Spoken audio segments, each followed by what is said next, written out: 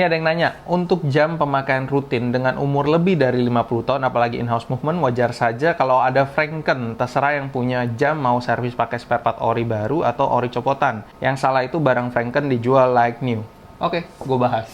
Untuk Tura Eka, jadi dia ini komen di konten gue yang bahas soal banyak spare part ori dijual di eBay. Dan itu memungkinkan bahwa ada part yang dicopot dari jam asli untuk dijual. Sedangkan yang dipasang ke jamnya apa? Ya Franken pastinya, part gantian Franken. Jadi fokusnya di sini dia bilang lebih dari 50 tahun dan in-house. Gue akan bahas satu-satu. 50 tahun, kita tarik ke belakang, kurang lebih berarti tahun 70-an yang dimaksud. Tahun 60-an sampai 70-an, khususnya Rolex, dimana Rolex dari dulu itu pakai mesin in-house. Kebanyakan ya, ada yang dia ngambil dari sini, tapi kebanyakan dia in-house. Nah, di tahun 70-an, bahkan tahun 60-an pun, spare part-nya sampai saat ini masih ada. Jadi kalau kalian mengambil kata kayak, terlalu vintage, terlalu tua, jadi mau nggak mau kita pakai part fake, itu salah. Karena spare part-nya masih banyak beredar. Kalau kalian memang carinya niat. Jadi kalau memang niatannya udah nge-Franken, beda cerita. Apa sih in-house movement? Jadi ada movement komersil, ETA dan Selita biasanya, terus ada in-house movement yang dibikin sendiri sama brand-brandnya. Nah, movement komersil ini itu partnya lebih banyak lagi beredar. Jadi dari tahun 70 itu udah ada part-part yang pakai ETA gitu. Jadi kalau kalian nyari partnya sekarang, itu mereka masih sama. Kenapa? Dari dulu Swiss itu nggak banyak merubah konstruksi dari mesin jamnya. Jadi dari dulu gampangnya gitu-gitu aja. Kalau in-house movement betul. Somehow kalau in-house itu partnya agak susah. Tapi apakah susah dicari? Nggak juga. Karena tadi gue bilang, di tahun 60-an pun spare partnya masih banyak yang sekarang ada. Kalau misalnya dibilang, kalau GLC nggak ada. Ada. Kalau dicari niat ada. Dan kalian bisa cek sendiri di eBay. Jadi kenapa gue bisa bilang kayak gini? Ini pengalaman gue sendiri. Gue